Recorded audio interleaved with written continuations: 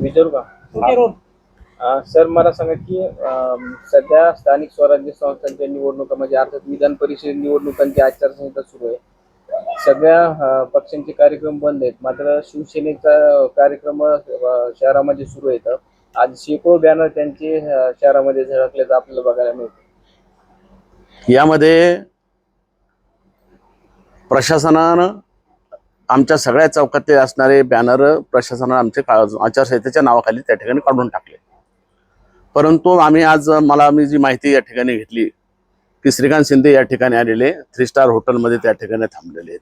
सगळ्या ताप्यासहित त्या ठिकाणी आले आणि त्यांच्या सगळीकडे पक्षाचे बॅनर त्यांचे त्या ठिकाणी चिन्हासहित त्या ठिकाणी लागलेले. प्रशासन जाणून बुजून त्यांच्या बाजूने उभं राहतंय हे त्या ठिकाणी दिसतंय.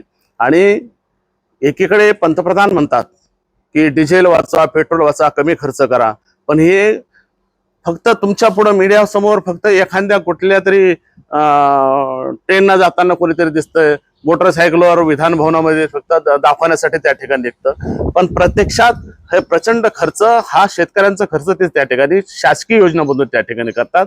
आज शेतकरी मोठ्या प्रमाणामध्ये या ठिकाणी अडचण येते.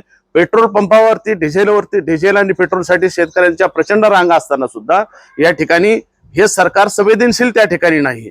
आणि म्हणून प्रशासनाला आम्ही पुन्हा कलेक्टर साहेबांना या बाबतीत भेटणार आहे की हे जे आचारसंहितेमध्ये तुम्ही ह्या पक्षाचे बॅनर त्या ठिकाणी ज्यांनी लावले असतील त्यांच्याशी कायदेशीर कारवाई त्या ठिकाणी झाली पाहिजे. ही भूमिका आम्ही आमच्या पक्षाच्या वतीने त्या ठिकाणी देणार आहोत. काय नाव आहे? कल्याण दळे, अध्यक्ष, जिल्हा काँग्रेस कमिटी, जालना.